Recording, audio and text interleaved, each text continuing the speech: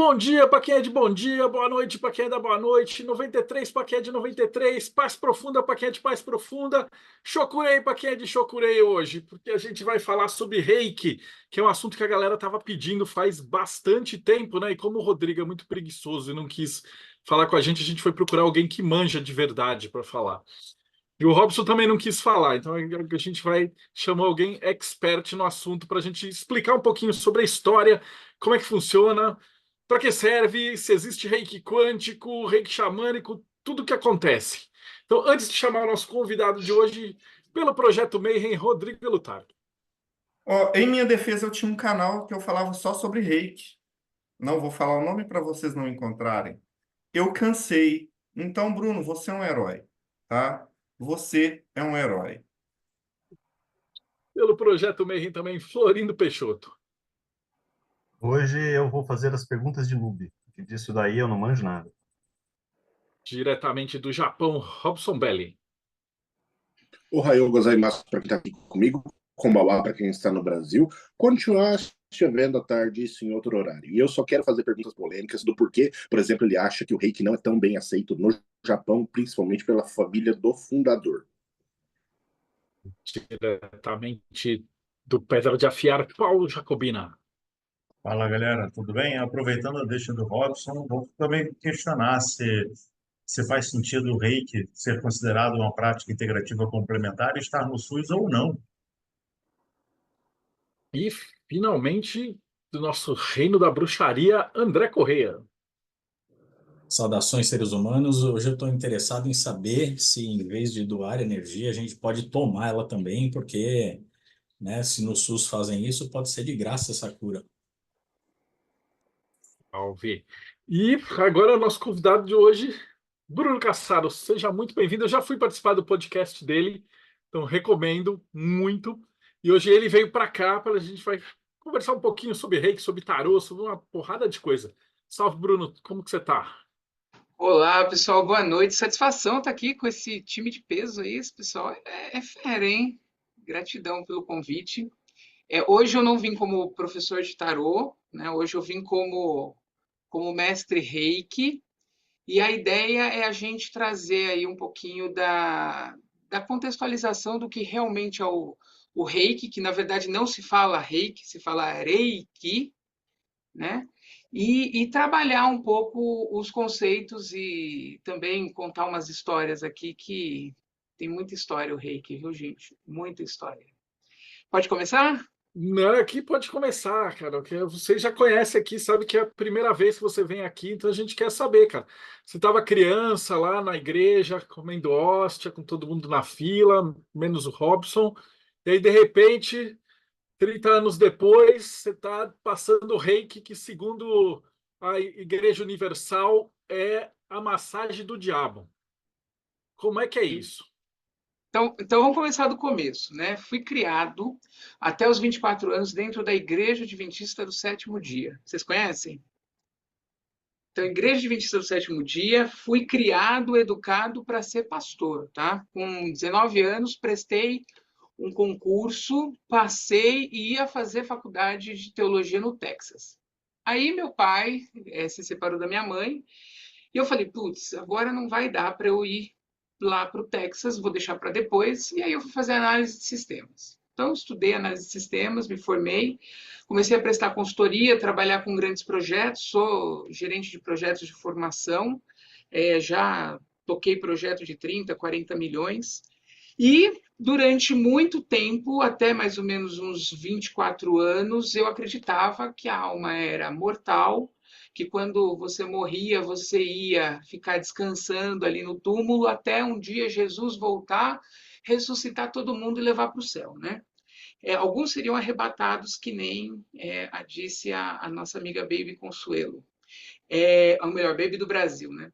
E o que acontece? Um dia eu fui fazer um projeto, lembro até o nome da empresa, eu estava trabalhando na Copenhague, e caminhando ali na Fernão Dias, ali, indo para Copenhague, eu fui e voltei escutando Enya, porque me relaxava.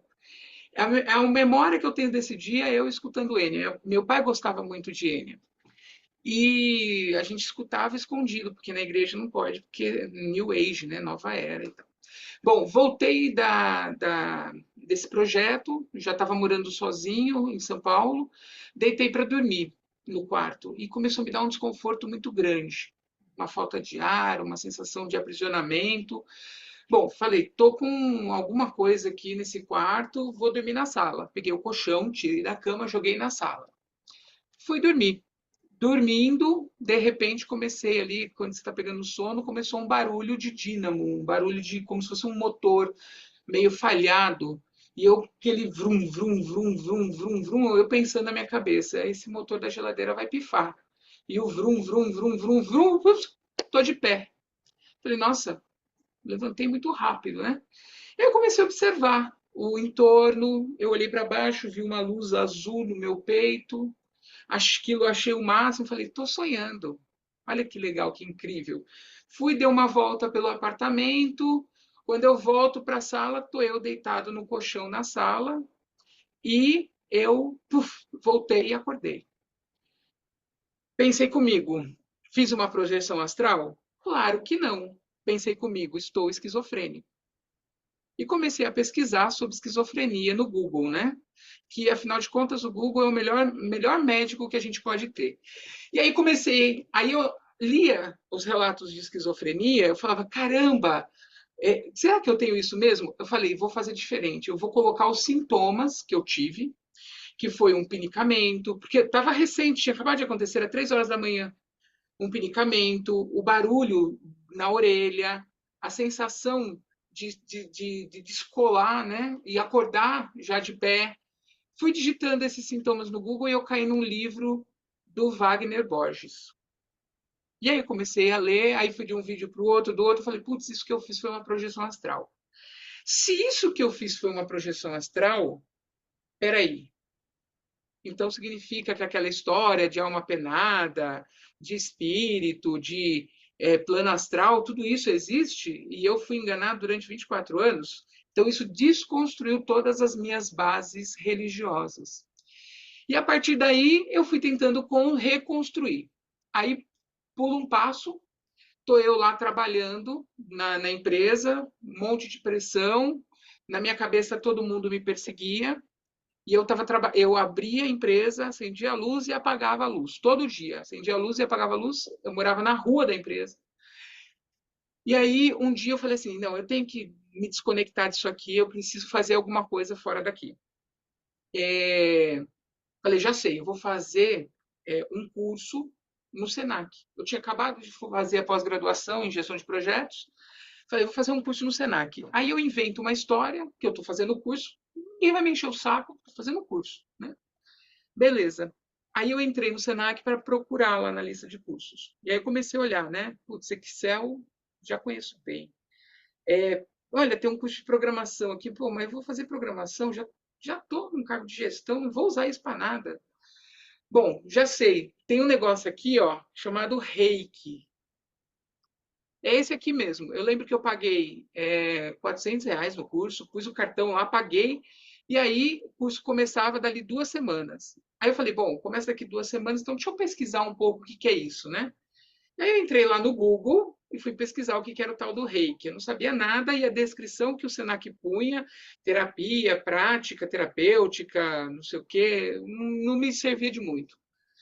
Bom, pesquisei, eu falei, caramba, é aquele negócio dos bicho grilo lá, aquele pessoal que fuma um baseado, aquele povo meio doido, meio New Age, que gosta de cheirar um incenso. Falei, beleza, então vamos lá, né? Porque afinal de contas eu já paguei, não vou estornar o cartão, né? Então vamos lá. Bom, fui na livraria Cultura, e eu lembro até hoje, na livraria Cultura, e tem um livro do Johnny DeCarli enorme, Reiki Universal. Eu falei, vou comprar esse livro. Beleza, comprei o livro. Comecei a ler. Eu falei, putz, que viagem. Que viagem, meu. Esse negócio aqui é muito viajado. Isso aqui é, ó, as histórias da Bíblia que eu acreditava que abriu o mar, aquela coisa de que choveu saraiva de fogo, que o outro lá encostou numa caixa de ouro lá e de madeira e morreu eletrocutado. Todas essas histórias da Bíblia, pô, que vai desconstruiu. Agora eu vou entrar nessa aqui. né? Pensando comigo. Bom, tinha uma coisa que o Johnny DeCarlo ele falava, que era o seguinte, que quando você está aplicando reiki, a energia ela entra pelo topo da cabeça, ela é transmutada no cardíaco, então ela expande o cardíaco e ela sai na palma da mão. Eu falei, bom, eu vou fazer o curso. Se caso esse negócio for de verdade, eu vou presenciar esse negócio aqui, porque eu vou querer ver. Cheguei no curso, né? Primeiro dia do curso, eu cheguei assim, tipo, meio atrasado. Sentei lá na sala, professora descalça, uma colombiana com sotaque bem arrastado, baixinha, falando, e aí ela começa, agora quero saber quem são vocês. E cada um foi se apresentando. Aí tinha um que era da Umbanda, eu sou da Umbanda, quero aprender o reiki para poder usar na assistência. Eu falava, o macumbeiro. O outro lá era da Santo Daime. Falei, olha aí, ó, tudo drogado esses caras. Putz, olha onde eu vim me meter.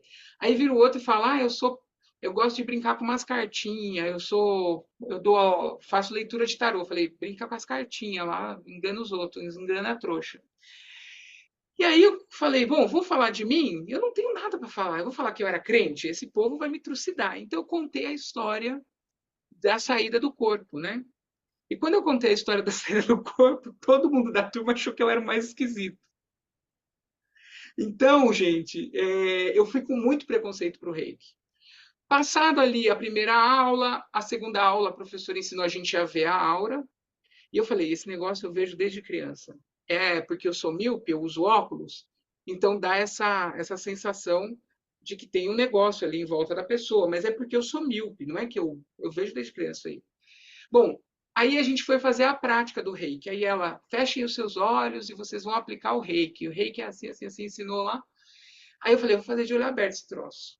E eu, de olho aberto, eu vi exatamente o que o DeCarlo narrava no livro. A energia, ela vem pela coroa, ela desce, ela expande no cardíaco e sai pela mão. E eu vejo a energia do reiki como se fosse uma fumacinha saindo, sabe? É muito legal, é muito interessante. E quando eu estou muito concentrado, eu consigo enxergar as oscilações de cor. E isso é uma coisa assim que espanta, você fica espantado, você fica maravilhado. Então eu falei, putz, esse negócio é sério. Então, se esse negócio é sério, deixa eu começar a respeitar. E aí eu fiz o Reiki 2, fiz o 3A, fiz o 3B, que é o mestrado, e eu tenho um curso hoje de Reiki online, onde eu criei um sistema na pandemia para fazer sintonização, na verdade foi canalizado para fazer a sintonização online, porque até então para mim era tudo presencial, e como você está lidando com energia, tudo é possível, né?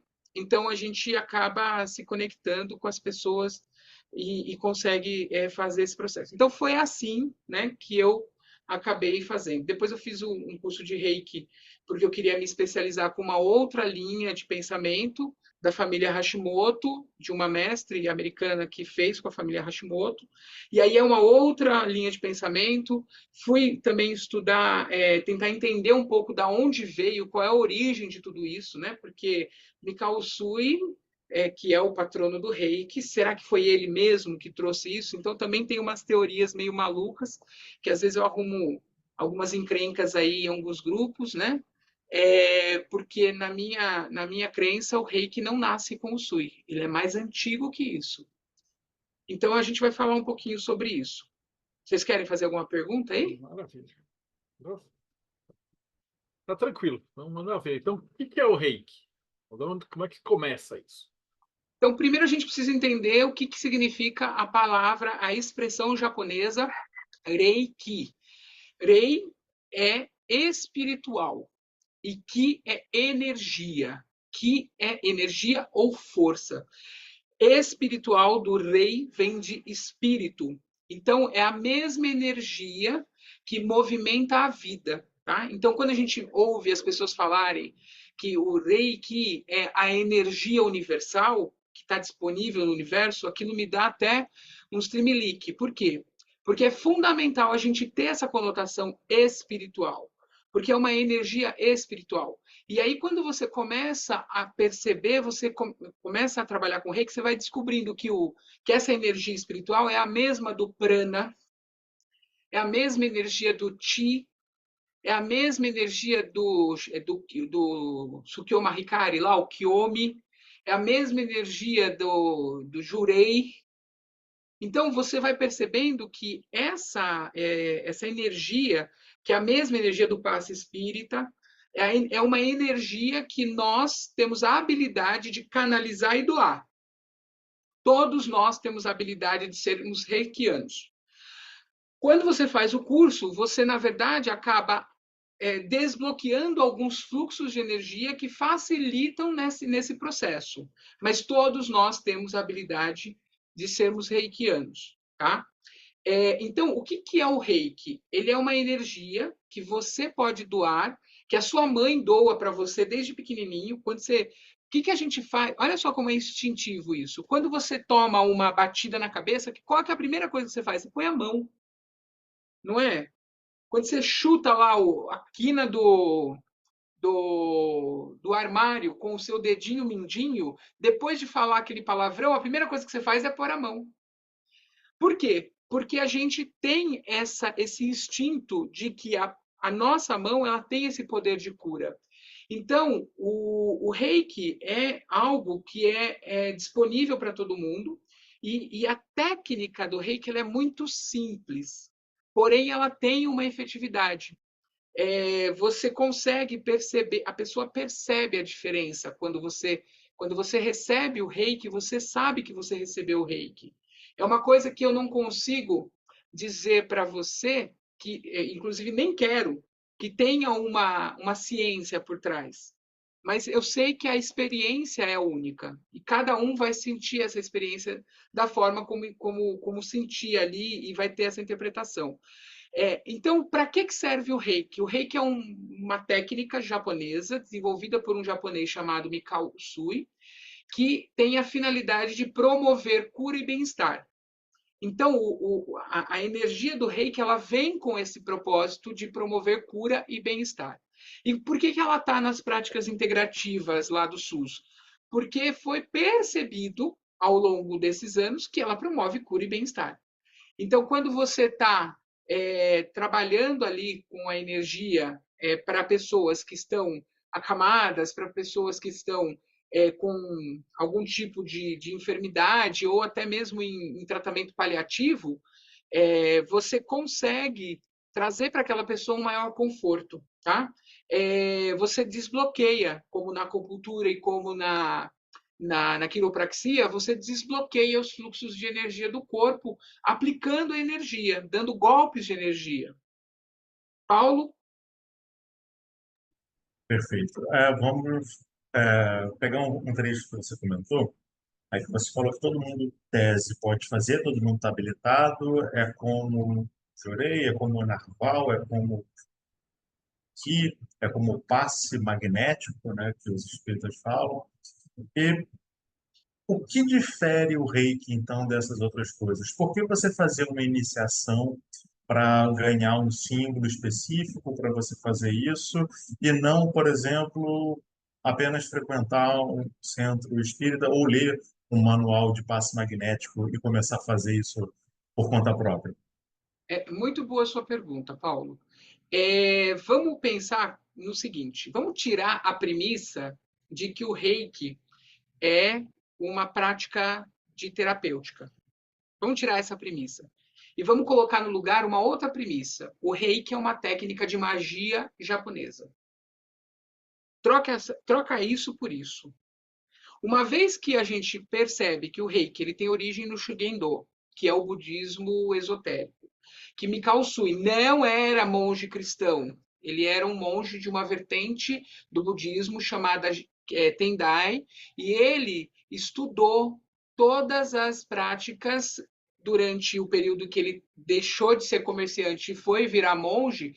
Ele estudou todas as práticas em busca de ferramentas de cura. Eu acredito que ele não foi buscar na fonte, mas ele pegou alguma coisa no meio do caminho, né? Porque, para mim, a fonte dessa prática de cura através de manipulação energética, ela está lá no Atharva Veda, lá nos livros que foram proferidos, nos sutras que foram proferidos por Buda. E quando você vai trilhando esse caminho, você percebe que o Reiki, ou que essa prática de cura japonesa, ela nada mais é do que técnicas de magia. Tanto que hoje você tem dentro do próprio Reiki, ele aceita e admite isso, a técnica da caixa, a técnica do caderno, você tem as mandalas que você faz com cristais. Então você tem uma prática de magia que foi onde foram incluindo e foram inserindo outras técnicas. Para que se precisa da sintonização? A sintonização, ela não é para ela é para treinar a sua mente, para dar para a sua mente um botãozinho de liga e desliga. Basicamente é isso. É como qualquer outro ritual de iniciação que você vai fazer dentro do mundo magístico. O Reiki em si, ele tem os símbolos, que são yantras, que ativam esse fluxo de energia, assim como eu tenho os sigilos dentro da magia do caos. O Reiki, ele tem os mantras, que são as orações, as rezas, assim como eu tenho os encantamentos dentro da bruxaria. E eu tenho outros elementos que eu posso estar utilizando também dentro do Reiki para potencializar essa utilização dessa energia. A questão é que o Reiki está muito associado a processo de cura e bem-estar. E isso é uma coisa que ela vem a partir da Hawayo Takata, que é uma das precursoras, né? Então você tem Mikao Usui, Shujiro Hayashi e Hawayo Takata. Hawayo Takata era uma havaiana que aprendeu Reiki no Japão e depois volta para o Havaí, e aí ela fala, eu quero usar isso aqui no Havaí. Só que ela encontra um tremendo bloqueio, uma tremenda rejeição. Por quê? Porque o mundo estava em guerra contra quem? Contra o Japão. E aí ela começa a criar histórias. Então ela inventa que Mikao Usui era monge cristão, ela inventa que o Reiki era uma técnica de massagem, ela cria uma série de coisas associadas ao Reiki que hoje você encontra essa contaminação, e eu não estou dizendo que a contaminação é ruim, tá? Porque por conta dessa contaminação, ele perdurou e ele pôde ser tão difundido no ambiente ocidental. Hoje você tem mestres que rezam o Pai Nosso para fazer uma sintonização. E não tem problema nenhum. Mas é uma contaminação. Né? Então, respondendo à sua pergunta, por que ele está... Qual que era a sua pergunta mesmo, Paulo? Agora eu já fugi. Eu já fui para lá e já voltei, né? Por que alguém vai buscar estudar o reiki se ele é, como você disse no início, é a mesma coisa que esses outros? Para fazer parte dessa egrégora. A egrégora do Reiki, ela tem o respaldo espiritual de aproximadamente 70 Budas, 70 seres de luz, e a energia mais importante dessa egrégora é Kuan Yin, que no caso do Japão é Kanzeon Bodhisattva, que traz o Sutra do Coração da Grande Sabedoria dentro do contexto da filosofia de vida. Então, quando você pega lá o Reiki, ele é uma coxa de retalhos, né? Então, você tem budismo, você tem o shintoísmo, você tem o taoísmo. Quando você pega os 5 princípios do Reiki, você tem os poemas de adoração ao imperador. Então, você tem uma coxa de retalho. Então, quando você vai estudar o Reiki, você vai estudar para quê? Para entender esse sistema. E é através desse sistema que a gente vai trabalhando dentro da egrégora do Reiki. Quem ergueu a mão da segunda vez foi o Rodrigo, né? É o Florindo primeiro. Bruno, nos estudos que você fez, houve alguma, digamos assim, alguma conexão com as lendas de reis europeus que faziam a cura pela imposição das mãos? Não, eu não cheguei a pesquisar a respeito de cultura ocidental olhando para o reiki. Eu fiquei mais dentro do conceito oriental mesmo, dentro do conceito do budismo, do shintoísmo, do taoísmo e das lendas que percorrem ali. Então eu não fiz essa conexão, tá? Mas a gente sabe que em várias culturas existe essa prática de você manifestar a cura através das mãos. Isso é de praxe. Quase todas as culturas têm isso. Então, é bem provável que a origem seja lá na Índia, lá no Atharva Veda, lá nas práticas que Buda ensinou para os seus discípulos lá atrás, bem lá atrás, 4.000, 5.000 anos atrás. Rodrigo? Bruno, você disse que a sintonização é só para fazer o botão do liga e desliga. Qual o papel da linhagem nesse processo? Muito boa pergunta. Segundo a tradição do Reiki, a linhagem ela tem um fluxo energético. Então, quando você trabalha o processo de sintonização, você deve respeito à sua linhagem. É como se fosse... Porque a gente tem que entender que o Japão ele tem essas tradições, né? Ele, pelo menos, tinha isso, principalmente na era Meiji, onde você tinha o seu professor e o seu professor tinha o professor do professor. Era a forma como você tinha de garantir que aquele conhecimento tinha sido passado de mestre para discípulo sem contaminação, tá? Hoje, a maioria das pessoas enxergam a linhagem do Reiki como sendo uma forma de fluxo energético, como se fosse a filogenética lá da constelação familiar, onde você, quando é sintonizado, você recebe a força do teu ancestral, mas a gente recebe a força dos nossos ancestrais a todo tempo através dos conceitos espirituais, né? Então, para mim, na minha visão, a linhagem ela é algo que mostra de onde eu vim. Então, assim, para mim, a linhagem do Reiki é para identificar qual foi a escola que eu estudei, quais foram os ensinamentos que eu aprendi e como isso chegou até mim. Quando você fala, por exemplo, eu tenho duas linhagens. Eu tenho uma linhagem que é mais pura, entre aspas, que vem da família Hashimoto, e uma outra linhagem que veio da Claudette França, que é mais ocidental aqui. Então, nessa escola da Claudette França, eu aprendi que Mikao Usui era monge católico e que estudou numa universidade dos Estados Unidos. Na linhagem da família Hashimoto, eu aprendi que o Mikao Usui era um burguês, um comerciante que abandona a sua família para viver enclausurado no monastério. E num belo dia ele resolve subir lá no monte para fazer uma meditação e ele tem a iluminação dos símbolos. Mas essas duas histórias, elas existem e são duas linhagens distintas. Então, hoje você tem muito essa coisa do energia universal, gratiluz, né? A recitação dos 5 princípios em português, né? Vem muito dessa escola. E aí, essa escola, eu costumo brincar que ensina o reiki das tias do tricô, que é o reiki que você vai aprender para não utilizar, para não praticar, porque é algo que você vai fazer só para sua família.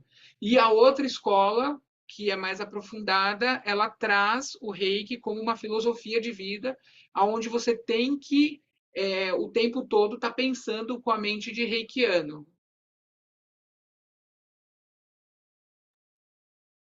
E aí, gente? Respondi, Rodrigo? Cara, a gente aprende na bruxaria, assim, é uma pergunta que caiu exatamente no momento que você falou do reiki da tia do tricô, que a oração, o passe, o benzimento da tia do tricô, às vezes ela é mais forte do que aquela que a gente aprende na igreja, né? Então, o reiki que a gente não deve fazer, que essa linhagem que você fala, né, que você Não estou comenta. dizendo que não deve fazer. Eu estou dizendo que as pessoas tendem a abandonar esse reiki. Entendi. Entendeu? Porque quando você comentou de ser uma magia oriental, a primeira coisa que me acendeu a luzinha foi se a magia japonesa não devia estar no SUS, né? Porque já vai para um lado que não deveria estar ali. Aquilo já me acende uma luzinha. E quando ele está em vários lugares, Quando você foi falando, poxa, você recebe pelo alto da sua cabeça, ele se expande no seu coração e você transmite pelas mãos. Eu falei, cara, isso daí é o que eu aprendi a fazer com tambor há 20 anos atrás, 18 É anos a mesma atrás. coisa. Só que o meu é escandaloso, né? Se eu fizer isso em cima de alguém, eu acordo a pessoa, não ajuda ela a dormir. Ah, eu queria que você falasse sobre exatamente isso, assim, sobre se essa tradição, quando ela começa a se tornar popular, ela perde força ou ela continua com a mesma potência, já que, por ser um sistema mágico, de repente o caminho folclórico, quando eu falo folclórico, é do folclore mesmo, da força da palavra do povo. Mesmo que ela disperse, que ela se dilua na sua origem, ela continua com a mesma potência ou ela ganha essas firulas de reiki xamânico, reiki quântico, reiki arturiano, né? Se isso acaba deturpando demais o reiki e ele se torna uma outra coisa, né? Como que você vê esse caminho? Antes É, dele é falar, pura. vou só fazer um outro comentário que o André falou desse negócio de linhagem. Era a minha próxima pergunta, mas eu vou juntar numa só. Porque a gente tem umas ordens iniciáticas. Vamos falar até da Wicca, por exemplo. Se você vira e fala, eu sou fulano, iniciado por Betânia, iniciado por não sei o quê, iniciado pelo Gerald Gardner. Aí Uhum, existe um pedigree. Eu estou no sim. martinismo, eu tenho meu iniciador, que teve iniciador dele, que teve iniciador. Se eu subir 7 negros, eu chego no papi. Então Uhum. existe uma linhagem ali séria. E no reiki, teoricamente, se você foi iniciado por alguém, que foi iniciado por alguém, foi iniciado por alguém, você vai ter que chegar no Yusui. Mas o que a gente tem visto por aí é que a maioria dali é da linhagem do mestre PDF, que é, que é o que mais tem na internet. Então, como é que funciona esse reiki? Por outro lado, na bruxaria, a gente tem um monte de nego que é que foi lá do Gardner, que é uns bruxos de merda. E uns caras que são vira-latão total, que foram iniciados sozinhos, que são os bruxão. Então, no reiki acontece alguma coisa assim? Eu queria que você falasse mais ou menos nesse contexto. Acho que era isso que o André está perguntando, eu complemento a pergunta. Tá, vou juntar as duas perguntas, tá? Vamos pensar da seguinte forma: você tem um conhecimento, que é um conhecimento que foi descoberto, inventado, pensado, esquematizado, documentado por alguém. Esse conhecimento ele foi passando de gerações por gerações de forma oral, e ele chegou hoje num conhecimento que você tem várias vertentes. Então, por exemplo, o reiki tradicional japonês, o Sui, ele tem por obrigação respeitar o método chamado reiki ryoho, que é o método que foi criado por Usui. Se eu não respeito o reiki ryoho, eu tô fora dessa linhagem. Só que tem um problema aí. 90% da documentação que Mikao Usui escreveu queimou no terremoto de 1924. Então, o que você tem é um folhetinho que ele distribuía na porta da escola dele lá para explicar o que era o reiki. Então, o que ele tinha escrito sobre os símbolos, o que ele tinha documentado, isso tudo se perdeu, porque pegou fogo. Então, o que acontece? Eu, por exemplo, quando me falaram Chokurei, Chokurei, para quem não sabe, é o primeiro símbolo que um reikiano aprende. Chokurei é um símbolo para ativação energética. Você vai ativar a energia na sua mão e ao invés de você demorar 5 minutos, você vai demorar 3. Isso para fazer a transmissão da energia, certo? Isso é uma outra coisa que eu não consigo conceber. Como é que eu vou quantificar a transmissão da energia numa unidade de medida que é artificial, que é o tempo? Né? Então, para mim, isso também não é uma coisa que cabe bem na minha cabeça. Mas, enfim, é assim que se faz. Se você não tem o Chokurei, você leva 5 minutos. Se você tem o Chokurei, você leva 3 minutos para energizar uma área do corpo. Quando você vai pesquisar sobre o Chokurei, você descobre que o símbolo Chokurei, que é como se fosse um turbilhão com um rabinho aqui, deixa eu pegar o Chokurei aqui para mostrar para vocês. Quando você vai pesquisar sobre o Chokurei, que você percebe como é que eu faço para compartilhar? Eu quero compartilhar só a janela, não dá, né? Então, Dá. vamos compartilhar aqui, O peraí. share Pronto. screen embaixo do verdinho. Não, vai aqui, ó, pronto. Vocês estão vendo aí? Deu para ver? É isso. Esse aqui é o Chokurei, ó. Ele é um símbolo que ele tem um 7, como se fosse um 7, e aí ele dá o quê? Ele dá 1, 2, 3 voltas e meia. Esse símbolo é um símbolo tibetano. Só que a expressão Chokurei é uma expressão japonesa que era usada pelo imperador nos seus decretos. Então, o que acontece? Juntaram um símbolo tibetano com uma expressão japonesa que significava basicamente o seguinte, que se cumpra a ordem do imperador. Então, isso é uma coisa que é muito comum quando você está construindo um conhecimento oralmente falando, né? Você mistura as histórias, cada um que conta aumenta um ponto, né? E aí, quando eu fui estudar, eu descobri o seguinte, se eu pegar esse símbolo tibetano, eu tenho o quê? Eu tenho a composição aqui dos chakras. Olha aqui, ó. Chakra coronário, o laríngeo, o chakra cardíaco, desculpa, coronário, o frontal, o laríngeo, o cardíaco, o plexo solar, o sexual e o básico. Então, eu tenho todos os chakras da representação hindu.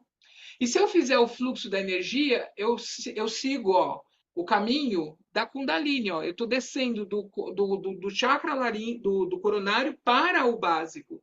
E do básico eu vou para o laríngeo e assim vai. Então, eu crio a minha realidade através da fala. Através da fala, eu manifesto as minhas emoções. Através da manifestação das minhas emoções, eu visualizo, eu me responsabilizo por aquilo que eu faço. E, por último, eu tenho o poder pessoal que manifesta através do amor.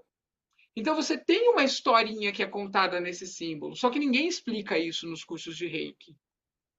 Isso aqui a gente vai buscar esse conhecimento mais em coisas mais antigas, que é essa espiral. Ó, tá vendo aqui? Ó? Aqui eu tenho esse gráfico que mostra esse conceito.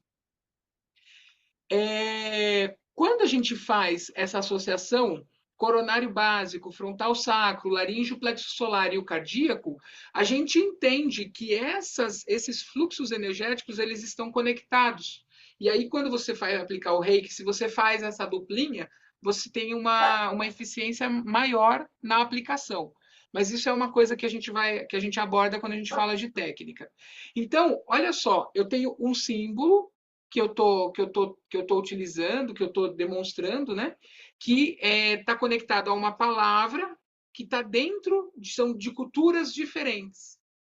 Então, quando você fala sobre os outros tipos de Reiki que foram ocidentalizados, na verdade é o cara que resolve ter a marca dele e coloca lá reiki xamânico, né? Então, assim, o reiki xamânico Maheo, por exemplo, é um reiki que você tem uma marca registrada por detrás.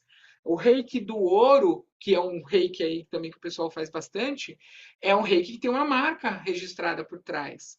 Então, é uma forma comercial de trabalhar com reiki, tá? Tem problema? Não sei. Para mim, não, porque eu não me afeto muito com esse lado aí. É efetivo? Vai depender da experiência de cada um. Vai depender do que cada um vivenciou e experimentou com esse tipo de reiki. O meu reiki, apesar de ser tradicional japonês, eu uso tambor, eu uso mantra, eu faço emanação para equilibrar os chakras. Às vezes eu estou com uma pessoa que está muito desarmônica, eu não vou ficar 5 minutos em cada chakra. Eu vou dando golpe de energia com um mantra daquele chakra, para aquilo ser mais rápido, porque senão eu vou levar 40 minutos com a pessoa, eu posso fazer em 15. Então, tem técnicas e técnicas. Então, eu acho que as pessoas vão acoplando técnicas e vão criando essas vertentes aí do reiki, tá? Isso já responde muito, mas é igualzinho. Na maçonaria é a mesma coisa. Só que geralmente é quando o cara perde a eleição, ele monta uma outra loja. Uma outra loja, e aí ele junta a galera e aí ele cria um outro, e daí vai criando um outro.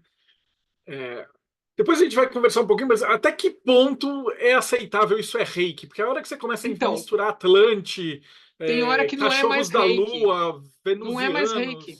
Perdeu a essência, não é mais reiki. Eu considero Eu, Bruno, considero reiki o que está dentro do conceito trazido pelo Mikao Usui. O que está antes dele não é reiki, o que está depois dele também não é reiki. Então, assim, é o reiki Ryoho. Esse é o método. O resto, tudo que for acoplando, você vai transformando isso numa outra coisa, entendeu? Maravilha. Rodrigo.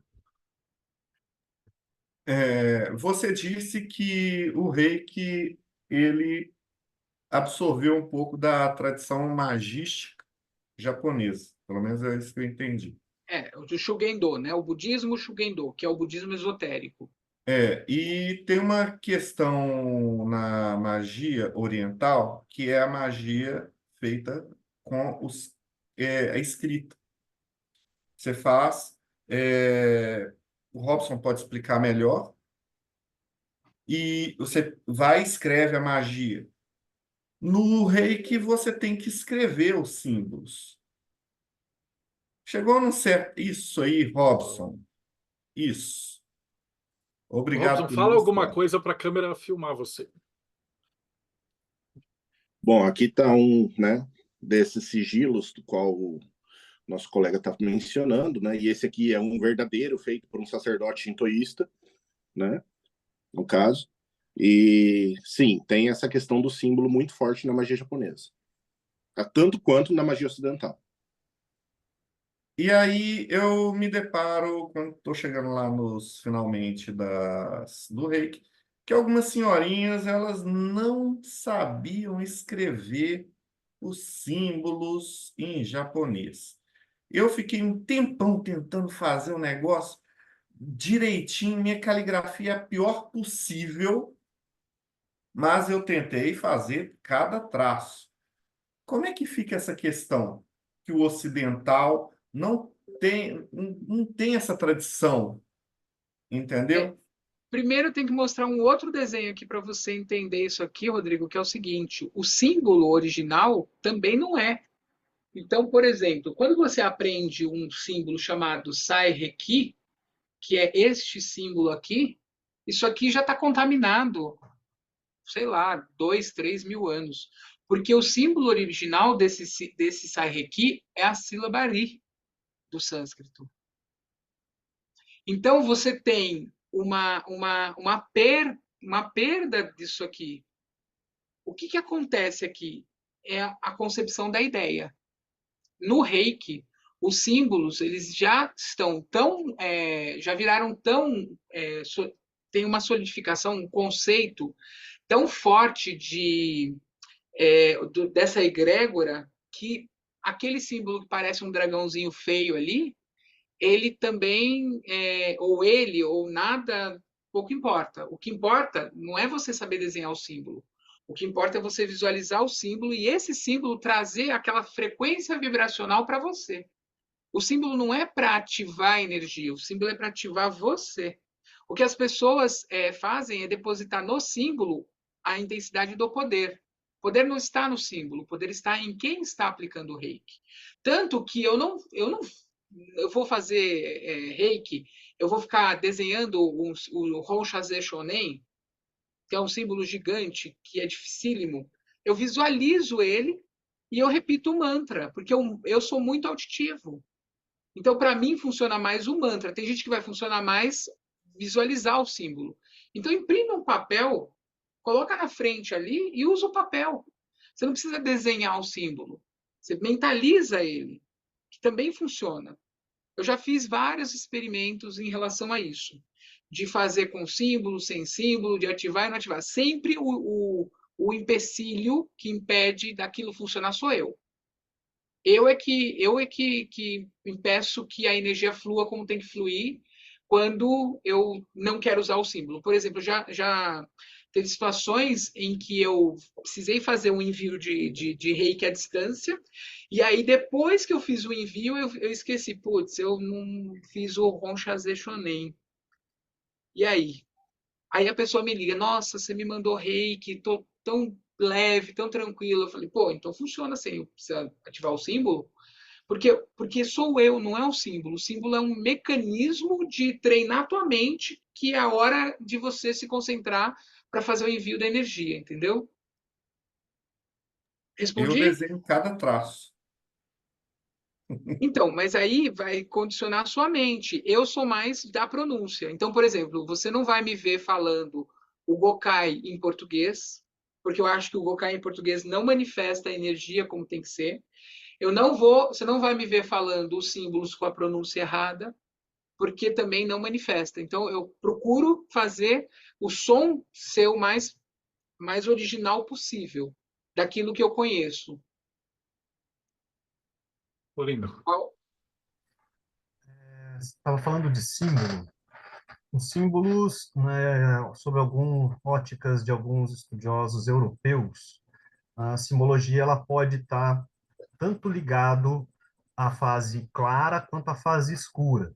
O pessoal explica na questão, por exemplo, a fase clara seria uma aceitação da morte e a fase escura como uma revolta contra a morte. Isso se manifesta de alguma coisa nessa simbologia do Reiki? Sim, você tem símbolos que você vai trabalhar com a energia num padrão mais sutil, e você tem símbolos que você vai trabalhar num padrão mais densificado. Então você tem essa polaridade, tudo tem a polaridade, né? Então a gente também trabalha com isso. Uma coisa que eu esqueci de falar é que além do mantra, do símbolo, você também tem os mudras no Reiki. Então, às vezes, eu não preciso fazer um dos mudras mais utilizados é a imposição de mãos, né?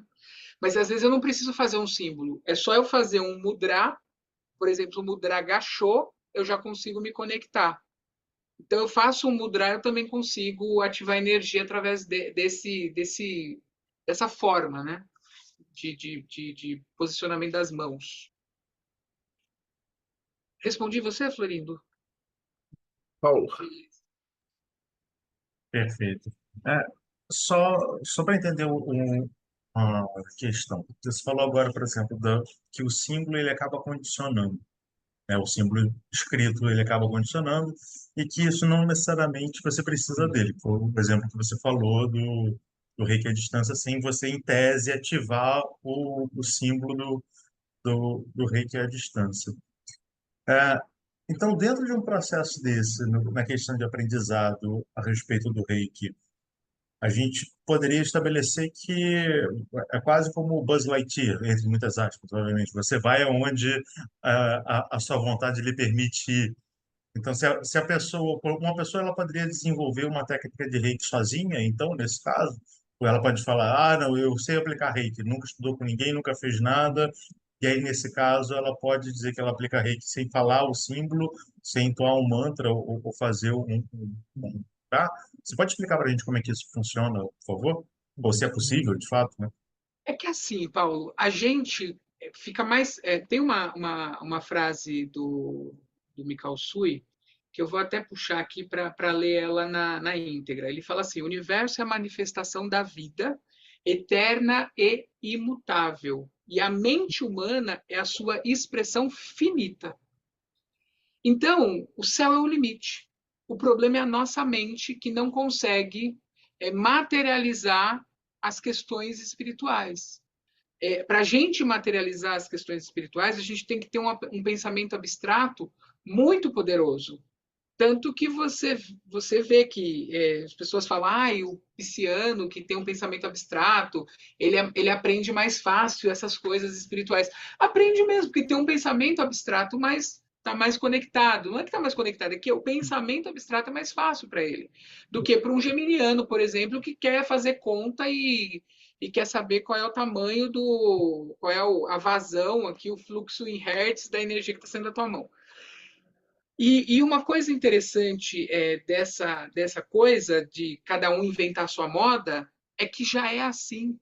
Se você pegar, né, o Reiki, o Wicca, a bruxaria, todas essas coisas. Por exemplo, tem igrejas evangélicas que fazem aqueles processos de cura, né? Por exemplo, o toalhinha do Valdemiro Santiago, né? Ele vai lá, seca o suor dele e dá para a pessoa, né?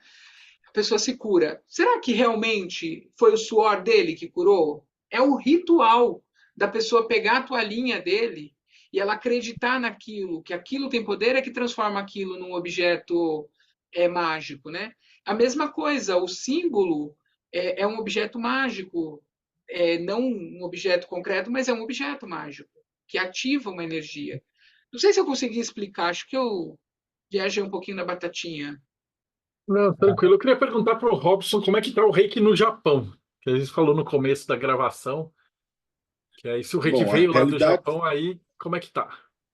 a realidade do reiki hoje no Japão é um pouco diferente do que muitos ocidentais acreditam. Bom, primeiro, o reiki não é aceito aqui como algo japonês, para começar. O reiki, ele é tido como concebido no Japão, por Eiki, né? Concebido por Usui, e a palavra é essa, concebido, porque existir já existia, né? Ele vem do termo chinês lianqi, onde a gente vai ter essa ideia de manifestação espiritual nesse sentido. E aí, inclusive, as letras, os ideogramas são os mesmos, né? Desse conceito taoísta. E aí, depois disso, ele vem para o Japão, o Suigu concebe da forma com que ele é, e ele sai do Japão. Quando ele sai do Japão, os japoneses consideram que ele se perdeu. Os japoneses consideram que o reiki perdeu a essência quando ele saiu do Japão. Isso é Por quê? fato. Quando ele retorna para o Japão, porque existe uma fase onde não houve reiki no Japão. Isso a galera também não fala. Houve uma fase onde não havia discípulos do Usui aqui, justamente também por conta da questão da guerra e tudo mais. Quando o reiki retorna ao Japão, ele já é visto com um olhar de isso é coisa de estrangeiro. Como não há registros físicos dos escritos do fundador, e também isso veio trazido por americanos, por conta da questão até do Havaí, ele não é bem recebido no Japão. Ele não é bem recebido porque ele é visto já como uma prática deturpada que usa o nome de uma técnica japonesa perdida para eles. Então, essa é a visão que o japonês tem do reiki, tá? Então, vamos deixar isso claro. Não sou eu que estou afirmando que é isso. É a visão que o japonês vai ter. E aí, a família não teve sequência na família. Isso é uma coisa importante mencionar, né? E aí a gente tem essa visão de, esse negócio estrangeiro. Tanto que praticantes de reiki japonês, no Japão hoje são poucos. A maior parte dos praticantes de reiki no Japão são estrangeiros. E as linhagens, poucas elas contêm nomes japoneses em sua integridade. Na verdade, eu acredito que hoje não haja nenhuma que seja integralmente japonesa, né? E isso eu deixo aberto para discussão. Eu não sou especialista em linhagens de Reiki, não vou discutir isso, né? Isso cabe à comunidade debater se houver interesse da comunidade. Então, dentro desse contexto, o Reiki, ele é aplicado como terapia no Japão hoje? Sim. Mas ele não entra, por exemplo, aqui no Japão, nós temos uma coisa chamada seguro-saúde governamental. Todo cidadão é obrigado, por lei, a ter um seguro fundamental de saúde. Nós pagamos por isso obrigatoriamente, você querendo, gostando ou não, aqui no Japão. A saúde japonesa não é gratuita. Não é direito universal para o japonês. Tá? Então, você precisa ter esse seguro. E esse seguro, quando você vai numa clínica qualquer, de qualquer coisa, você apresenta esse seguro e você paga 1/3 da taxa que você pagaria se você não tivesse esse seguro. Tá? Então, por exemplo, Reiki não aceita, porque o governo não aceita pagar para os terapeutas de Reiki essa taxa, do seguro de saúde. Então, aqui no Japão, não é Reiki não entra, aceito. a acupuntura entra. Entra. Acupuntura, Qigong entra. E Qigong entra. E uma das origens do reiki é o Qigong. Exato. A sintonização do reiki, quem é mestre reiki sabe que a sintonização do reiki tem elementos de Qigong. Então, assim, tem um terapeuta aqui na minha cidade que ele aplica o Qigong pela palma da mão. Aqui na minha cidade, não vou falar muito longe, é o bairro vizinho aqui. Eu já fui lá. Ele é acupunturista e praticante de Qigong. Ele, inclusive, é o professor Tai Chi aqui da minha cidade. E ele aplica. E, sim, lá a primeira coisa que ele pede, você chega na clínica dele e fala, por favor, o seu seguro-saúde. É a primeira... Sem mais nem menos, assim, é tipo... Primeira coisa, que é o procedimento padrão em qualquer clínica que você vai no Japão. Então, assim, o Reiki, ele não existe uma receptividade muito favorável ainda. O Reiki está lutando para se reestabelecer no Japão. Tá? É uma realidade ainda essa. E quando é dito que ele é visto como um sistema mágico pelo colega, aqui no Japão também tem bastante essa visão. Inclusive, os japoneses mencionam que a ideia da cura não era o objetivo do Reiki. O Reiki nasceu de um extrato da iluminação do Usui. Tipo assim, o Usui se iluminou e ele constatou que ele poderia aplicar isso dessa maneira. Tipo, é um extra, né? Porque ele desceu a montanha e aconteceu um negócio lá do bolinho de arroz, ele se cortou, parece com alguma coisa, e aí ele pôs a mão e se curou. Ele se cortou na descida e aí quando ele pôs a mão, ele se curou e aí ele falou, opa, agora eu sei fazer isso. Mas não era o objetivo. Nunca foi o objetivo da iluminação do Usui ser um sistema terapêutico, vamos dizer assim. Não, os japoneses argumentam esse ponto, né?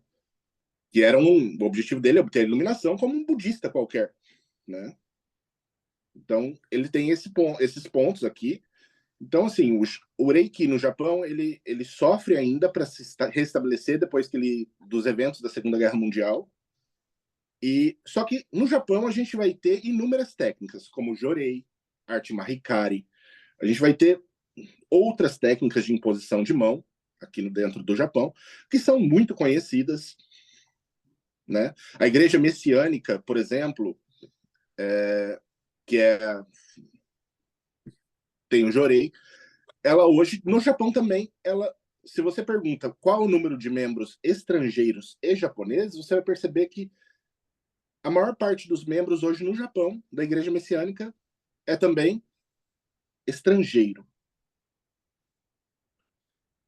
A única dessas técnicas que continua ainda bastante fechada com o público japonês é a arte Mahikari.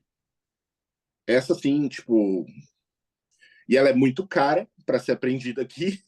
E eu falo muito cara porque é coisa de $3.000 para começar a brincadeira. Tipo... E aí...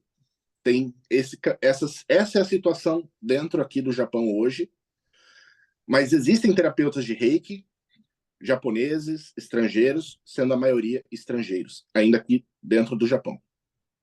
Bruno, eu quero fazer uma última pergunta. Assim, o pessoal que vai estar vindo aqui e tal, cara, tem bilhões de reikis de tudo que é tipo e tal.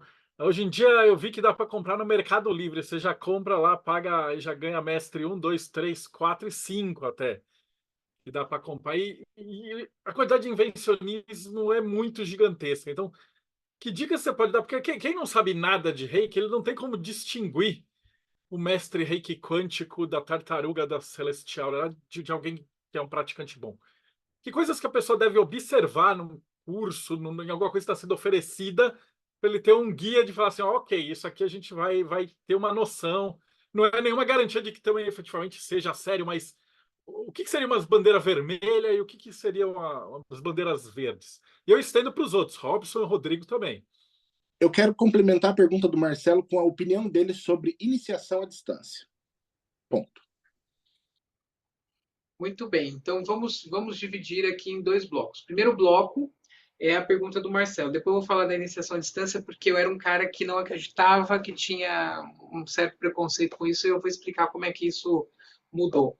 Mas a primeira coisa que a gente tem que entender quando a gente vai procurar um mestre em Reiki para aprender a técnica é se essa pessoa ela está ensinando realmente o Reiki. Então, assim, tenta entender se ela estuda a técnica oriental, não a técnica ocidental, né? Começou a trazer muita coisa associada a cristianismo, você entende que tem uma contaminação muito grande. Por quê? Porque o japonês não é cristão, né? Na cabeça de algumas pessoas, né, todo mundo é cristão. Não, existem outras religiões. Então a gente tem que entender isso. Outra coisa importante é que aí eu vou falar um pouquinho sobre o meu curso, né? Para facilitar, a gente traz dentro do curso alguns conceitos que não são originários do Reiki. E quando eu vou ensinar, eu falo, olha, gente, isso aqui é para facilitar, não é do Reiki. Por exemplo, a estrutura hindu de chakras. A estrutura hindu de chakras, ela não é do Reiki, ela foi inserida no Ocidente. Uma mescla aí que fizeram. Se você for estudar o Reiki mesmo, baseado no conceito japonês, você vai aprender todas as glândulas do corpo, tireoide, timo, baço, etc. Então, para facilitar, a gente associa o chakra com a glândula e com aquilo que ela produz. Tá? Então, isso é um ponto importante. Você vai encontrar muito isso no Ocidente. Uma coisa também que eu acho que dá uma diferença tamanha é a tradução das coisas. Então, assim, os 5 princípios, que é o Gokai, você recitar o Gokai, que é um mantra de limpeza de ambiente utilizado no Reiki, de desbloqueio também da mente, que é diferente você recitar ele em japonês e você recitar ele em português. Em português, você vai falar: só por hoje não me irritarei, só por hoje não me preocuparei, só por hoje serei grato, só por hoje farei o meu melhor, só por hoje serei gentil com todas as formas de vida. Isso, para mim, não tem força. É diferente de eu falar Kyoda Kyowa Ikaruna, Kyoda Kyowa Chinpai Suna, Kyoda Kyowa Kansha Shite. Então, você tem uma força, um poder um pouco maior aí nesse contexto. Então, é a diferença, é que eu falo, você pode aprender a magia de fazer o papelzinho lá, mergulhar no mel, ou você pode fazer a magia de fazer o papelzinho, mergulhar no mel e trazer intensidade para dentro disso. Então, quando você for procurar um curso de Reiki, primeiro entenda se essa pessoa ela já pratica Reiki há muito tempo, o que ela faz com o Reiki, quais são os parâmetros que ela tem em relação ao Reiki. E, respondendo o Robson, sintonização à distância. Quando eu fiz o meu Reiki, eu fui sintonizado presencialmente nos 3 níveis. 1, 2 e o nível 3 e o mestrado. Quando veio a pandemia, eu falei, putz, o Reiki pode ser uma ferramenta muito poderosa para essas pessoas que estão enfurnadas dentro de casa. Então, eu vou fazer um curso de Reiki 1. Então, eu fazia assim, Reiki 1, a contribuição espontânea. A pessoa dava R$2, dava R$1, era só uma troca energética. E aí eu comecei a ensinar a técnica do Reiki até o nível 1. Só que aí eu falei assim, putz, eu podia passar um pouquinho, eu podia dar um chokurei para esse povo, né? Mas para dar o chokurei eu tenho que fazer sintonização. Então eu fiz algumas experiências e eu tenho um mentor, que é um mentor que me ajuda nesse conceito do Reiki. Ele se manifesta para mim com uma forma de um samurai, inclusive, e eu trabalho com ele dentro desse contexto. E ele foi meio que me mostrando algumas coisas. Olha, é energia. Então, assim, se você aplica o Reiki à distância com o Honsha Seishonen, por que você não pode ir lá e impregnar um símbolo na aura da pessoa com o Honsha Seishonen? Por que você não pode ir lá e fazer uma abertura de aura e fazer um equilíbrio e harmonização dos chakras usando um Daikomyo com Honsha Seishonen? E aí eu fui fazendo algumas experiências e alguns testes e fui vendo que aquilo realmente produzia de forma intensa na outra pessoa que estava lá. Aí veio um outro paradigma. Como é que eu faço para escalar isso? Né? Então, eu precisava ter uma ferramenta que me desse a possibilidade de sintonizar a pessoa, criar uma egrégora, sintonizar a pessoa através dessa egrégora numa aula de AD. para eu não precisar ficar marcando sintonização. Tinha época que eu fazia 100 sintonizações no final de semana, é muita gente. Eu ficava cansado, exaurido, não dá para fazer isso. E aí eu falei assim, bom, então deixa eu entender como é que a gente pode fazer. Também consultei esse meu mentor e ele trouxe para mim uma técnica que foi que aí a gente essa técnica ninguém faz, foi eu que desenvolvi para fazer a sintonização através de uma videochamada, através de uma videoaula. Então, na videoaula, eu ponho a pessoa num estado de consciência alterada através de uma meditação e depois, através dos comandos, eu faço a sintonização dela usando a egrégora espiritual que ela já possui. Então, a pessoa ela sente que o mentor dela vai até ela fazer esse processo. E aí eu tenho vários relatos de pessoas que comentam no curso dizendo: Nossa, eu vi uma pessoa assim, assim, assim, eu senti tal energia. E isso funciona de uma forma muito legal. Hoje o meu curso ele está 100% EAD. Eu não faço mais sintonização de aluno. Os alunos são sintonizados por aquele processo que foi criado naquele momento em que eu gravei a primeira aula.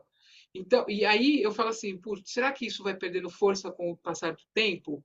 Eu tenho alunos que estão há 2 anos, depois está fazendo o curso e está vindo com um relato de que sentiu a energia, que superaqueceu a mão, que sentiu os pés dormentes, que trouxeram o mentor e viram o mentor no momento da sintonização. Então, isso é muito bonito. Então, quando eu falo que eu ensino o reiki tradicional japonês, é meio que para simplificar, porque já não tem mais essa tradicionalidade, entendeu, Robson? Então, quanto à sintonização à distância, eu acho que a gente evoluiu para esse nível de poder fazer a distância. O que, infelizmente, no código de ética do Reiki é vetado. No código de ética do Reiki, você só pode sintonizar presencialmente, tá? Então, eu estou aí fora da lei. Sem problema. Mas foi muito legal ter você aqui explicar essa vertente. Eu vou seguir aqui pela janelinha. Florindo Peixoto, considerações finais. Uma coisa bem interessante, me parece que o Reiki se tornou um Abunai Gaidin aí no Japão, né? Mas eu acredito que, pelo que foi falado, esse tipo de energia, ele não é primazia de um tipo só de cultura, né? Cada cultura dá seu nome, e como você mesmo falou no começo, né? Todos somos hábeis para fazer isso. Basta estudar, destravar os chakras, ou seja lá o nome que for dado, e foi bem legal essa explanação, gostei muito. Robson Belli, considerações finais. Agradeço muito ao nosso palestrante por ter vindo palestrar hoje sobre o assunto, um assunto muito bom, muito importante, falar sobre Reiki. E quem quiser conhecer um pouco mais do meu trabalho, acessa lá robsonbelli.com.br, vai ter acesso a alguns dos meus projetos. Tá, o site está sempre desatualizado, porque eu sempre estou fazendo alguma coisa nova. E é isso aí, pessoal. Muito obrigado a todos. André Correia, considerações finais. Cara, gostei bastante porque eu não tinha noção nenhuma do que era o Reiki e hoje eu tenho uma noção de que são várias coisas. Eu achava que era uma coisa muito mais fechada, assim. Eu queria pedir desculpa para o Robson por ele estar sempre com o site dele desatualizado, porque quando ele está desatualizado é porque ele está atualizando o meu, que é andrecorreatambores.com.br. Você entra lá e você conhece os meus trabalhos relacionados à bruxaria, à mentoria e todas as outros, vamos queimar meu filme também, outros trambiques que eu faço por aí. Pronto, eu sei fazer isso até comigo. Paulo Jacobina, considerações finais. Bem, primeiro agradecer ao Bruno pela presença, né? O Reiki, ele é um assunto que ele é simples, mas ao mesmo tempo ele é complexo, porque é difícil de você explicar coisas simples, né? De uma maneira com que não fiquem arestas para as pessoas. Então, parabéns pelo trabalho, parabéns pela explanação. Acredito que tenha muita gente que talvez ainda tenha um pouco de dúvida, mas o Bruno tem o canal dele lá, depois ele vai comentar um pouco mais com a gente sobre sobre o canal. E em relação a você aprender a explicar coisas complexas de forma simples e aprender a se autoconhecer, venha para o Pedra de Afiar. No nosso site pedradeafiar.org, você encontra vídeos, textos e grupos de estudos onde você pode também se desenvolver. E aproveita também e dá uma olhada no nosso canal no youtube.com/Pedra de Afiar. Toda semana, 3 vídeos novos dos temas mais diversos para te ajudar no seu desenvolvimento pessoal. Valeu. Rodrigo Lutardi, considerações finais. Adorei a entrevista. Obrigado, Bruno, por ter vindo. Peguei até minhas apostilas aqui, meu material. Lembrei dos livros do a Java Peter que eu li. Foi bom, adorei. E para você que também está gostando, o Florindo aqui também está mostrando a revista. Como você vai ganhar essa revista, hein? Como? catarse.me/TDC. Você se inscreve, você vai participar, você ganha uma revista, você pode participar dessas gravações e participa de vários grupos do Telegram. Lá tem gente de tudo quanto é ramo para te ajudar em tudo quanto é coisa. Você só tem a ganhar com catarse.me/TDC Projeto Meio. Maravilha. E Bruno, suas considerações finais e como é que a gente te acha? Bom, primeiro quero agradecer a oportunidade, foi leve, me senti super à vontade aqui com vocês. Para me achar, eu tenho o Instagram, que é Bruno Cássaro, só que agora não é como está escrito aqui, Cássaro com CA, é com K-S-A-R-O. Bruno Cássaro. E quem quiser também tem o meu canal do YouTube, que chama Encontro Oracular. Então, o canal Encontro Oracular no YouTube, também vocês me acham por lá. E eu queria deixar uma dica de leitura para quem quer aprender e se aprofundar no Reiki, tá? Tem o meu livro, que é A Incrível Magia do Reiki, está na Amazon, tem o e-book, tem o livro impresso, bonitinho. Quem quiser aprender, lá eu ensino a técnica do nível 1, a técnica do nível 2, e também que esse material é o material base do curso, tá? E também tem ali uma introdução à aromaterapia e a florais de Bach, porque eu acho que você aplica o reiki na pessoa, depois ela vai para casa, aí ela briga com a vizinha, ela xinga o marido, chuta o cachorro, e aí já perdeu todo o efeito daquilo que você produziu nela, né? Então, o floral e a aromaterapia, ela vem para poder reforçar esse processo terapêutico. E, se você quiser saber mais sobre, tem esse livro da Editora Pensamento, que é o grande livro de símbolos do Reiki, que ele tem muito conteúdo, muita informação, principalmente como você faz para potencializar o Reiki em si, com os mantras, com as práticas do budismo Shugendo. Ok? É isso, turma. Gratidão. Pô, foi fantástico, Bruno. Valeu mesmo, galera. Brigadão também, Robson, Paulo, André, Rodrigo, Florindo, Bruno e a galera que está aqui. Segue o canal, aperta o sininho, de novo falando, né? A gente conversa aí 1h30 sobre assuntos polêmicos, profundos, filosóficos e tal. E o YouTube só distribui vídeo de 10 minutos com musiquinha e coisas light. Então a gente depende de você que está assistindo. Então deixa teu comentário para o algoritmo olhar para nós, aperta o sininho, dá um like e segue a gente aqui no canal. Você vai ver, essa entrevista é 500 e pouco. Então você vai ver que tem trocentos. A gente tem também uma outra entrevista de Reiki com Bina. A gente fez uma entrevista, acho que da Apometer com o Robson, com outro da Apometer. Então, eu acho que já tem o suficiente para eu criar uma playlist disso aí. E tem de várias outras que vocês imaginarem. De cartomancia, tarô, astrologia, maçonaria, Umbanda, o que vocês pensarem, tem aqui no Projeto Mayhem. Muito agradecido. E a gente se vê no próximo Boteco dos Illuminati.